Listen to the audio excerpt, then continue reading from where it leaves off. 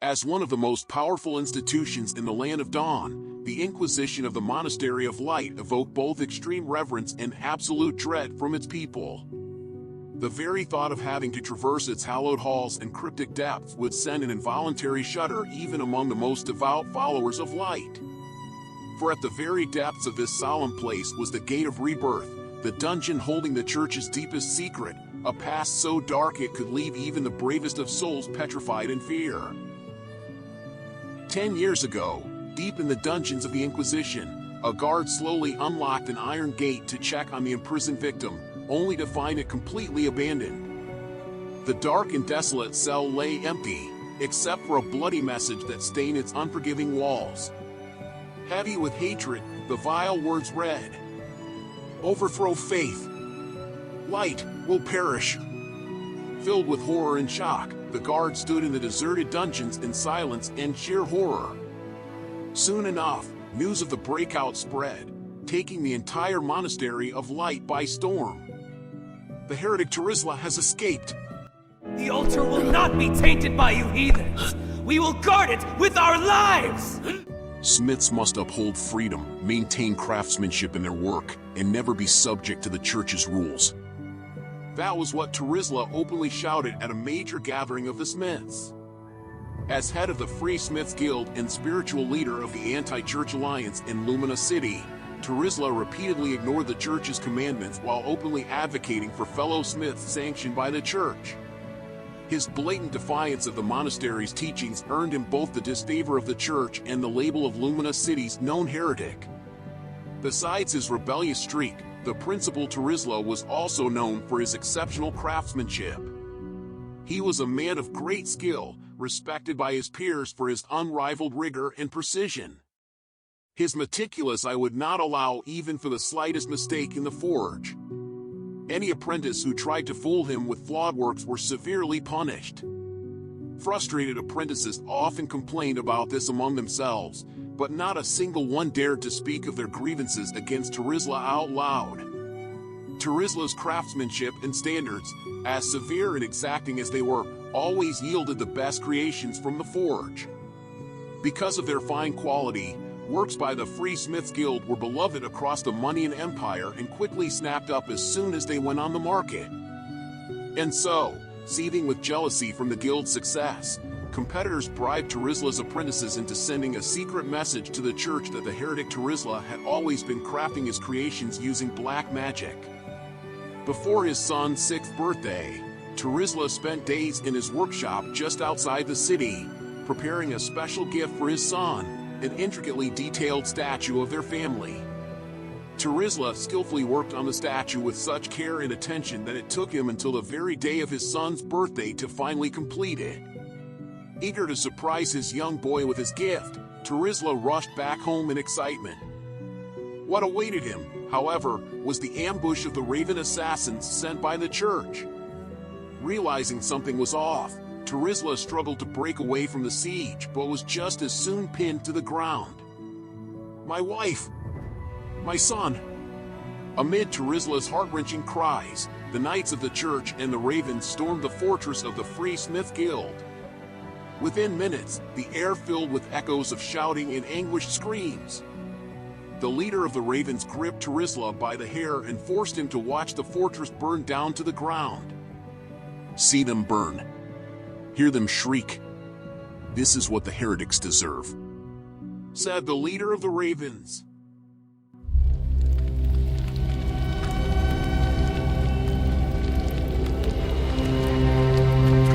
That night, fire set everything ablaze.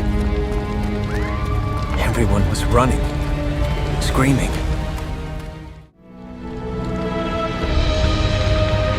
That night, the Church slaughtered your family in the name of purification.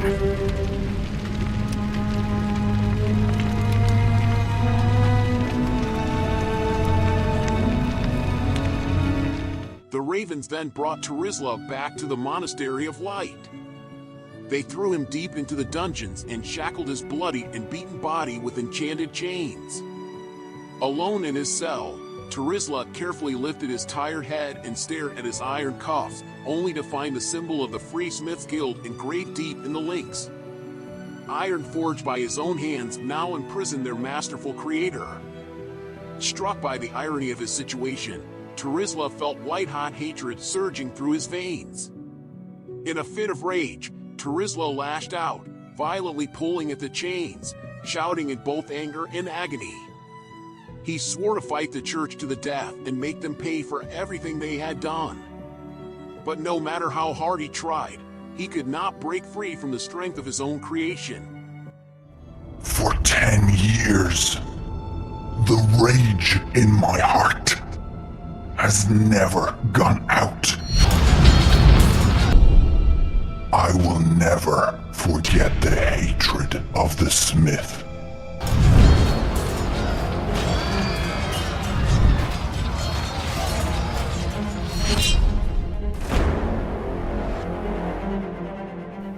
When he was about to give up, Alice, the demon queen, sauntered into the cell. How pathetic, getting your entire family wiped out by the church. The blood demon lifted Terizla's chin with her long sharpened nail and said, Want revenge? I can help. Terizla raised his head as Alice leaned closer and whispered, The only thing I ask in return? Join the Abyss. Unleash the horror of your legendary craftsmanship upon all that have wronged you. As soon as he heard her cursed promise of revenge, the flickering glow of the lone dungeon lamp roared in Terizla's emotionless eyes, and the Master Smith was no more. Give you a chance to release the depression.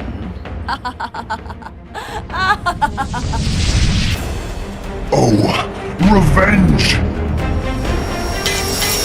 The Imperial Knights will be destroyed by my hammer! Alice succeeded in earning the Abyss a new craftsman with an insatiable appetite for vengeance. As he walked away from Lumina City forever, the only thing Terizla brought with him was the statue he crafted before that horrific event. In his condemned abyssal forge, Terizla crafted enchanted weapons for the demon army in desolation, accompanied only by the faint illusion of his wife standing by his side. Time and time again he would try to speak to her, telling her illusion just how much he yearned to touch her face again. And every single time, Terizla was met with nothing but the rhythmic echo of his hammer slamming against the anvil. Over time, his hatred for the church and its followers grew even deeper. Driven by unfathomable anguish and loathing, Terizla would throw every follower of light captured by the Abyss into his furnace, using them as raw materials for his dreadful, enchanted creations. Terrifying, talented, and tormented, the once revered Master Smith had transformed into the notorious executioner of the Abyss. Anyone unfortunate enough to find themselves in Terizla's unholy forge would find the walls stained with the blood of his victims, depicting a grisly mural, a man with arms outstretched, protecting his family. One day, I will destroy the church and Moniyan with my own hands. I will take revenge.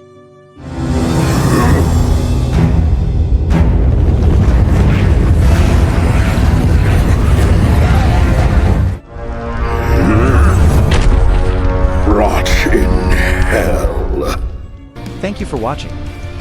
Like and subscribe, ring the notification bell, and share this video for more content like this.